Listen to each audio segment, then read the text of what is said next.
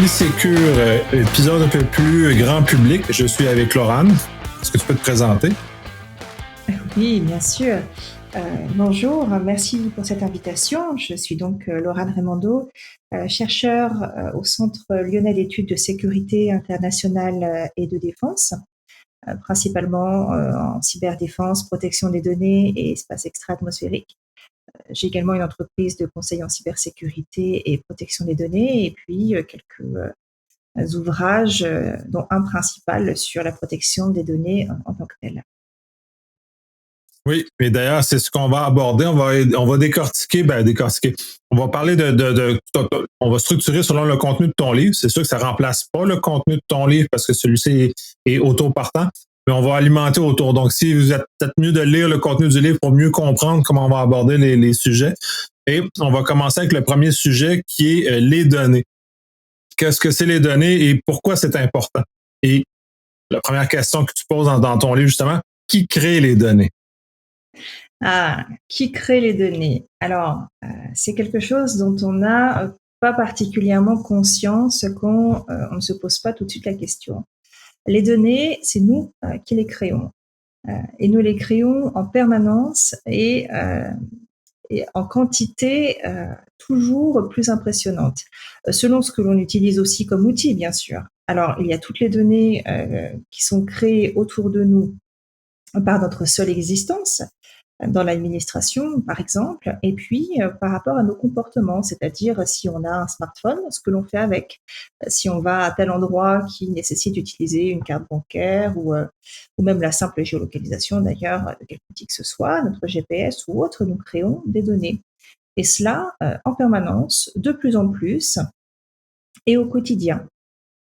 C'est très drôle parce que justement, le fait d'exister comme humain fait qu'on crée de la donnée juste de notre propre existence maintenant, contrairement à ce qu'on aurait pu penser plusieurs années où minimalement on en créait moins ou pratiquement pas à ce moment-là.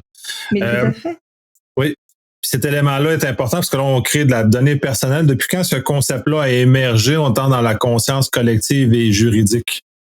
Alors, la donnée en tant que telle, on va dire, elle existe depuis la naissance de l'écriture. Mais la première vocation de la donnée, et je ne parle pas encore de la donnée personnelle, elle était économique. Fondamentalement, on avait besoin de compter ce que l'on récoltait de blé, le nombre de têtes dans un troupeau. Voilà, c'était une gestion économique globale.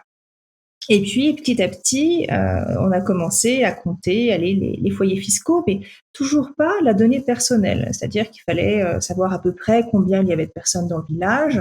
On pouvait imposer les personnes sur le sel. Hein. Tout le monde connaît l'exemple de la gabelle, par exemple, mais ce n'était toujours pas nominatif. Et c'est devenu nominatif, en fait, je dirais, avec l'Église. L'Église a commencé à inscrire les naissances, le nom des personnes qui naissaient, le nom des parents, ensuite les baptêmes, les mariages, les décès. Et là, on a commencé à avoir une idée, alors à la fois du nombre en termes de population dans les villages, avec la donnée personnelle, donc des personnes qui résidaient ici, qui vivaient, hein, leur quotidien était fait de ça, en lien avec la religion.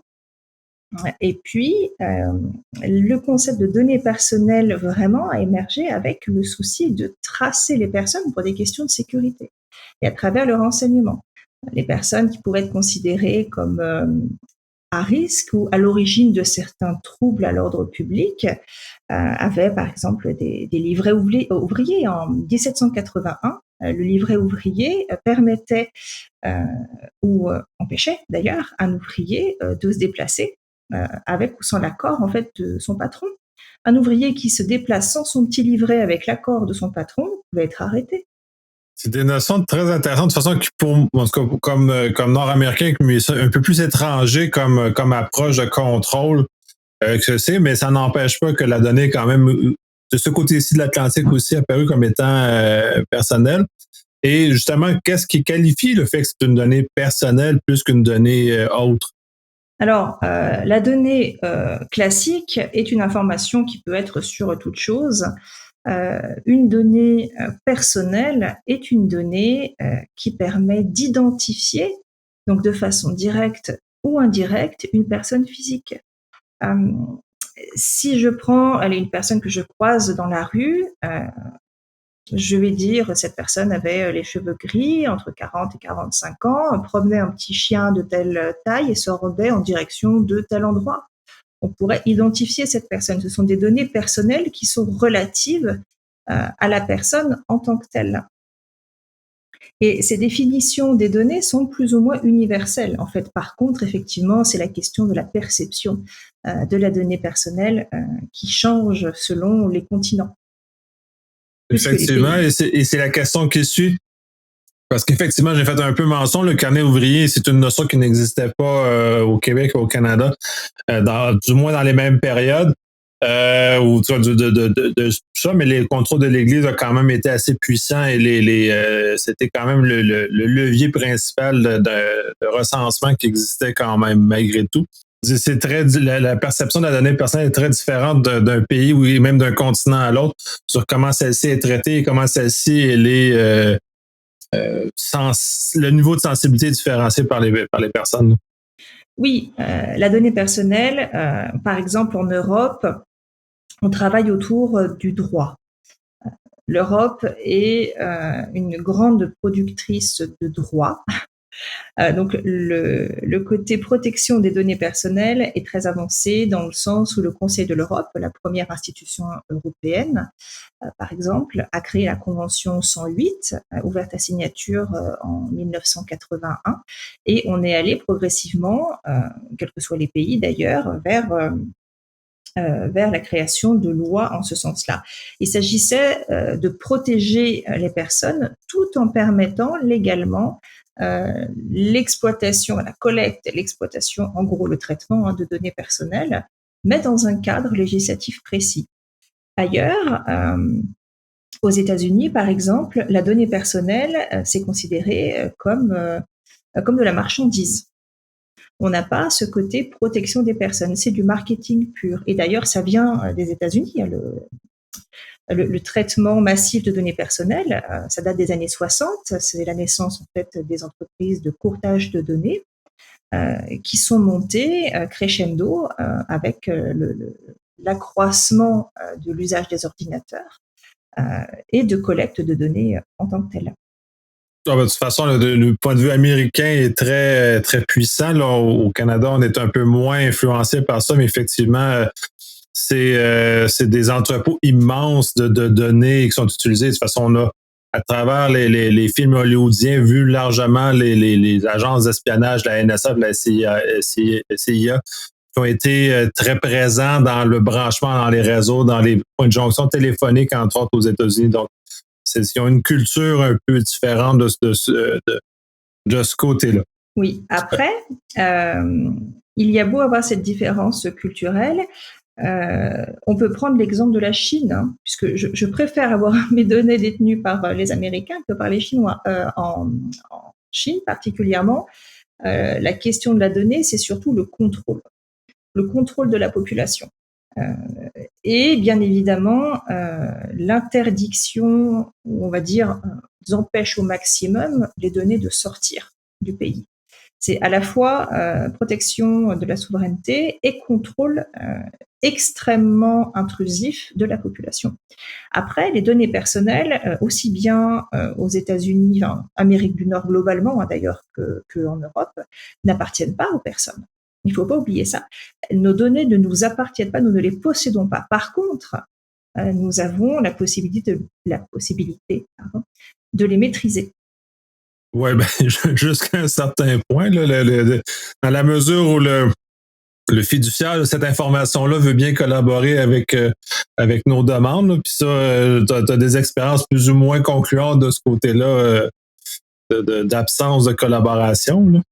Oui, personnellement, j'ai fait quelques exercices de droit, alors aussi bien à Facebook, par exemple, qui refuse la suppression d'anciennes données tant que j'avais un compte existant sur Facebook, c'est-à-dire qu'ils attendent que je supprime ce compte pour accepter éventuellement une demande d'exercice de droit de supplétion, ce qui n'est bien évidemment pas légal en soi. Je pense qu'ils ne veulent pas s'embêter sur tout. En France, j'ai essayé de faire des exercices de droit auprès d'entreprises de courtage de données, justement, qui sont américaines, mais qui ont un siège en France ou ailleurs en Europe. Là, par contre, j'en ai une qui m'a dit qu'elle ne possédait rien sur moi, ce qui, à mon avis, est un mensonge éhonté, donc je ne dirai pas laquelle puisque je creuse un petit peu. Et une autre qui essaye de chercher la petite bête en disant précisez-moi de quel traitement il s'agit. Enfin voilà, elle veut des détails sur ma demande et sur les raisons de ma demande. Après, pour d'autres entreprises classiques, à chaque fois que je demande comment vous avez eu cette donnée, puisque je ne vous l'ai jamais transmise, je ne vous ai jamais autorisé à utiliser ou à traiter cette donnée, rien que la collecter, tous me répondent on ne sait pas. Oui, bien sûr, mais encore. Ouais, mais c'est une représentation de tout le modèle des brokers de données, là, dans lequel les autres, ils sont des marchands de données, fait que c'est complètement faux. Ils achètent et revendent ça à outrance. C'est atroce pour nos données. Là. Ah, les data brokers, mes grands copains. Vous avez dans le monde environ 4000 entreprises de courtage de données. Ces entreprises sont nées dans les années 60, justement aux États-Unis, avec un premier objectif qui était le marketing publicité. C'est encore la majorité de ce que font ces entreprises-là. Aujourd'hui, vous avez aussi la détection des fraudes et la solvabilité. Ces trois axes majeurs sur lesquels travaillent ces 4000 entreprises de courtage de données qui pèsent de façon sous-estimée, je pense, à peu près 400 milliards d'euros dans le monde. C'est ce à quoi on évalue le marché de la donnée, mais je pense qu'on est à peu près au double, puisque ce sont des entreprises qui sont d'une opacité extraordinaire, qui ont des profils sur au moins la moitié de la population mondiale et qui détiennent jusqu'à 30 000 points de données, c'est-à-dire 30 000 informations sur chacun des profils qu'ils ont. C'est particulièrement effrayant. Dites-moi, vous, allez déjà au moins 100 informations sur vous-même et on verra si on peut monter jusqu'à 30 000. C'est effectivement très préoccupant. Et ça nous amène justement sur une autre question. Qu'est-ce que les métadonnées? Parce que c'est probablement une bonne partie du problème aussi dans ce genre de circonstances-là. Tout à fait. Les métadonnées échappent plus ou moins à la législation sur les données à caractère personnel. Les métadonnées, ce sont tout simplement les données d'une donnée. Prenons l'exemple d'une photographie. Vous êtes en vacances, vous avez pris une très jolie photo. Allez, on va dire de votre enfant. C'est Choupinet, vous avez la donnée de l'enfant, donc le visage, le lieu, voilà, des informations. La photo est la donnée. Et autour de ça, la photo, elle va contenir des métadonnées, c'est-à-dire des informations sur l'appareil qui a pris la photo, sur le lieu où a été prise la photo, l'heure à laquelle était prise la photo, etc. Ce sont les données autour d'une donnée qui peuvent renseigner beaucoup plus, en fait, que la donnée personnelle elle-même. Et c'est justement, comme tu mentionnes, elle est peu contrôlée légalement. On s'en sert, en tout cas, du moins au Canada, les règles sont très souples sur l'usage des métadonnées, contrairement aux données personnelles. Est-ce qu'on a une situation similaire en Europe? Je serais assez mitigée là-dessus parce que en Europe, on parle de données anonymisées. Mais on s'aperçoit qu'avec 4 à 6 données anonymisées, on peut parfaitement réidentifier une personne. Donc, les métadonnées sont extrêmement proches, sinon on les compare presque aux données personnelles mêmes, tant qu'elles permettent l'identification d'un individu. C'est effectivement très important parce qu'on peut deviner tellement de choses à partir des métadonnées que même la donnée personnelle elle-même n'est même plus nécessaire rendue à ce moment-là pour pouvoir dériver des éléments sur la personne et brimer justement la vie de la personne. Qu'est-ce que le cyberespace, juste en question de définition, pour qu'on puisse continuer Alors, le cyberespace, c'est une ancienne définition. En vérité, on le considérait comme un espace, alors en Europe en tout cas, en Occident, pardon, on le considère comme un espace à part entière, un cinquième espace stratégique qui vient compléter la Terre, l'air, la mer et l'espace extra-atmosphérique. Mais le cyberespace a été conçu par la main de l'homme.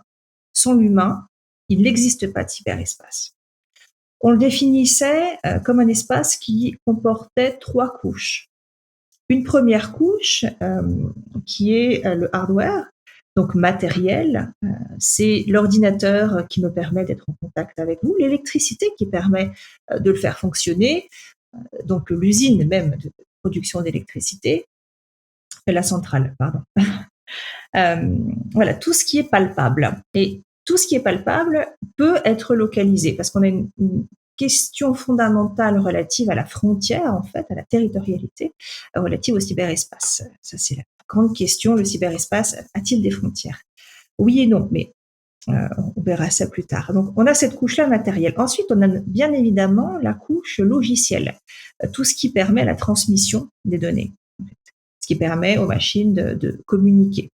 Et puis, on a le cœur de tout ça, qui est la couche sémantique, la couche informationnelle, donc les données. Puisque si on n'avait rien à transmettre, eh bien, on n'aurait pas développé ce que l'on appelle le cyberespace. Mais le cyberespace tend à se transformer actuellement et on parle de plus en plus d'espace numérique, numérisé. C'est-à-dire que c'est devenu une ramification complète en fait de nos vies.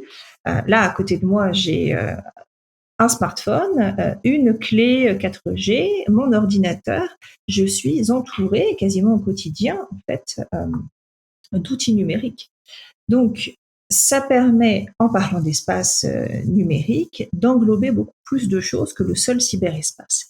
Et il ne faut pas oublier qu'on a cette vision justement du cyberespace comme un espace à part entière, mais c'est une vision qui est purement occidentale, puisque en Russie ou en Chine, on parle de moyens cybernétiques. C'est-à-dire que ce n'est, voilà, ça porte ce nom, hein, ce n'est qu'un moyen, ce n'est qu'un outil. C'est pas un espace en tant que tel. Donc, il n'y a pas de définition communément admise du cyberespace en tant que tel. Et je suis de plus en plus d'accord avec le fait que ce sont plutôt d'ailleurs des moyens cybernétiques. Effectivement, de toute façon, la notion de cyberespace, c'est une notion très militaire parce que ça serait un théâtre de guerre différent que par rapport aux autres que tu mentionnais justement précédemment. Et en même temps, nationaliser le territoire, s'il y a des frontières, ben, tu parlais de la Russie. La Russie est un des premiers pays, ben, la Chine l'est, mais de façon plus claire, la Russie est en fait le RUNET justement pour se séparer de son espace numérique, soit nationalisé ou en tout cas, donc ça vient des notions comme ça où peut-être que la très grande ouverture de l'Internet a finalement basculé. On va revenir vers des frontières et des éléments différents par rapport à ce genre de choses-là. C'est très intéressant comment ça va élaborer et comment nos informations véhiculent là-dedans. Surtout considérant que la Russie est un terreau très fertile à la cybercriminalité. Donc, cet élément-là est très intéressant, justement, quand ils vont refermer leurs zones, leur volonté qu'ils veulent faire par rapport à ça. Passons à la question suivante, puis d'ailleurs, c'est un peu de ce qu'on parle. Pourquoi les données personnelles passionnent tant que ça, puis pourquoi c'est important d'en parler tant que ça? Alors, juste pour revenir sur la question des frontières, il faut savoir que même la Russie ou n'importe quel pays dans le monde n'est pas 100% indépendant en matière de numérique, excepté un pays, et encore, on va dire qu'il est entre 90 et 100%, c'est la Chine. On a un ancien hégémon bienveillant américain qui a fait que la majorité des pays ont suivi, ont acheté et ont fait confiance aux États-Unis sur tout ce qui concernait le numérique. Ce sont aussi les premiers, en fait, qui, avec la mondialisation, ont eu besoin de développer des outils qui permettaient, voilà, de collecter des données, de les tracer, conserver, etc. Donc, Ils ont pris la tête de pont et tout le monde a suivi, avec aujourd'hui justement une sorte de recul, tout simplement parce que dans les années 2000, la cybercriminalité a effectivement explosé et les États se sont aperçus qu'ils perdaient un peu la main dessus, même si indirectement ils retrouvaient des marges de manœuvre en termes offensifs contre l'ennemi de manière discrète, furtive. Néanmoins, il s'agissait de retrouver une forme de souveraineté dessus. Et c'est à travers la maîtrise, en fait, des 3 couches du cyberespace qu'ils essayent de se réapproprier la question numérique dans sa globalité, les données. Alors, votre question suivante qui traitait, pardon, j'ai oublié. Ouais, ben c'est ça, justement, ça l'amène les passions. La question suivante, c'est pourquoi les données personnelles amènent autant de passion que ça. Et justement, c'est un très bon signe de la passion que tout ça soulève. Oui, pourquoi les données personnelles passionnent tant? Elles passionnent parce qu'elles sont d'une utilité absolument incroyable dans quelque chose qui a fait rêver des organismes aussi bien de renseignement que dans le marketing. C'est-à-dire que l'on est capable euh, de collecter des informations pour dresser des profils qui vont permettre de prédire les comportements d'une personne, voire même de pouvoir les influencer. Et ça, c'est le rêve à la fois des organismes qui cherchent à vendre quelque chose, donc là on est vraiment dans la partie marketing publicité, et des États qui rêvent de pouvoir discrètement influencer leur population ou avoir un contrôle dessus, puisque les États ont toujours eu peur, on va dire, de leur population. Certains plus que d'autres, bien entendu. Oui, tout à fait. L'autre question, c'est Internet est cimetière des données personnelles. C'est très intéressant parce que je pense que justement dans la production de nos données, je pense qu'on oublie à quel point on en laisse partout et donc ça devient un cimetière à plusieurs endroits. Alors, il est vrai qu'on produit des données depuis même en fait avant notre naissance, puisqu'il y a une masse de parents qui publient ou qui créent des comptes Facebook, par exemple, avant la naissance de l'enfant, qui publie les échographies, qui donne des informations de santé extrêmement précieuses, qui donne le sexe de l'enfant, le prénom, et puis tous les éléments de la vie de l'enfant. Donc à partir de là, on a effectivement des données qui sont créées, qui vont peut-être être oubliées, et puis l'enfant lui-même, quand il grandit, qu'il commence à toucher un petit peu aux outils numériques, va commencer à se créer peut-être des comptes sur les réseaux sociaux, bien que ce soit interdit avant l'âge de 13 ans dans certains pays, va se créer des blogs sur lesquels il va raconter des éléments de sa vie intime. Et ce sont des choses qui vont progressivement être oubliées, c'est-à-dire moi, par exemple, il y a je ne sais pas combien d'années, je vais peut-être pas dire 15 ans, mais un peu moins, j'ai créé un blog, je m'en souviens, mais je suis incapable de le retrouver. Je n'ai plus le nom, je n'ai plus l'adresse, je n'ai plus rien. Alors, je sais que c'est quelque chose qui continue pourtant d'exister puisque ça n'a pas été supprimé. C'est conservé quelque part, ça consomme de l'énergie, de la place, et c'est venu en fait enrichir le cimetière en fait, des données personnelles complètement oubliées qui pourtant feraient bien d'être supprimées. Donc la question aussi du contrôle de ces données doit apparaître extrêmement tôt dans l'éducation.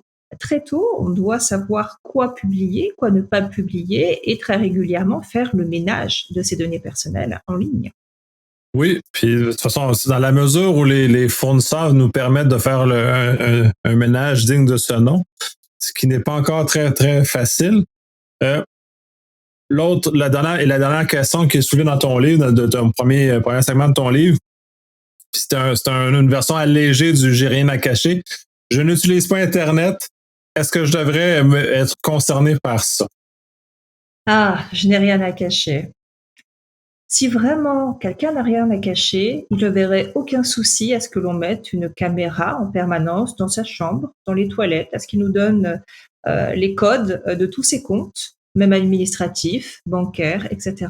En fait, il ne faut pas confondre le fait d'avoir des choses à cacher avec l'intimité et la vie privée. On est beaucoup plus libre quand on sait que l'on est seul, par exemple, pour expérimenter, pour oser des choses, que lorsque l'on sait que l'on est surveillé.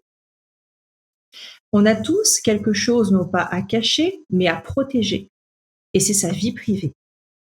Effectivement. Et dans cette mesure-là, le fait de ne pas utiliser Internet n'est pas une défense adéquate contre la préoccupation qu'on doit avoir au niveau des données personnelles. En effet, l'exemple de Facebook qui possède des comptes sur des personnes qui n'en ont jamais créé. C'est ce que l'on appelle les profils fantômes. Lorsque vous êtes quelqu'un qui utilise Facebook, vous donnez des accès que vous ne maîtrisez que difficilement, à la fois sur votre smartphone, sur votre ordinateur, etc. Et des relations qui peuvent être faites d'une manière ou d'une autre euh, à Facebook.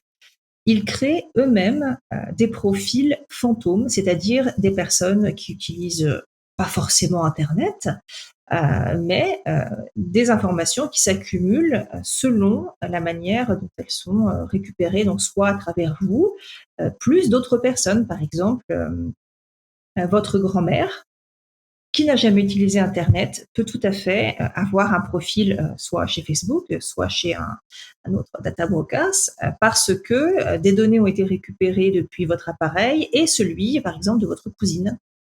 Deux sources différentes pour une personne. Ensuite, il y a aussi toutes les informations publiques. Les administrations, parfois, sont mal protégées ou il y a des données personnelles qui sont de manière légale, publiques. Et ça, les récupérer, quel que soit le biais, permet de dresser des profils plutôt complets pour des personnes qui, en réalité, n'utilisent jamais Internet. Mais ça fait partie, en fait, des données que l'on crée sans le vouloir.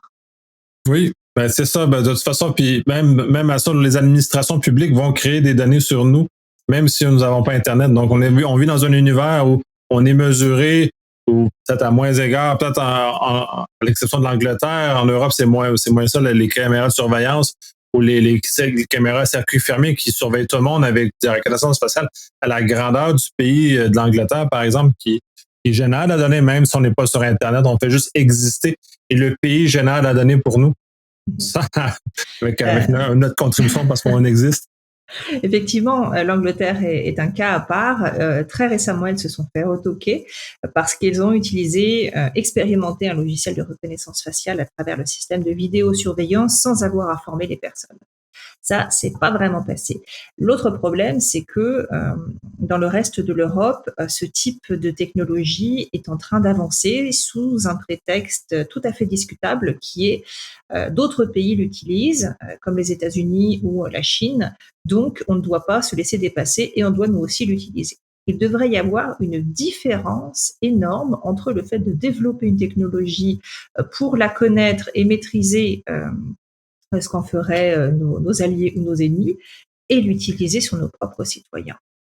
Il y a beaucoup d'enjeux, enfin des enjeux vraiment assez forts sur ces sujets-là en ce moment, et je pense qu'ils ne devraient pas passer inaperçus, puisque ça concerne absolument tout le monde, et même votre grand-mère qui n'utilise pas Internet. Tout le monde. Ça fait le tour du premier segment de ton livre que j'invite les gens à aller lire parce qu'il est beaucoup plus complet que notre discussion. Et on fait juste aborder de l'information par-dessus ce contenu-là. Donc, les informations vont être mises dans les show notes sur le site si vous voulez aller procurer le livre. Je vais avoir l'URL européen, essayer de trouver un URL nord-américain aussi pour pouvoir en faire l'acquisition, sauver le passage transatlantique. Laurent, merci énormément, c'est très intéressant. On a encore 9 autres sujets très, très intéressants à aborder lesquels on va pouvoir explorer davantage la donnée personnelle et à quel point c'est important tout cela.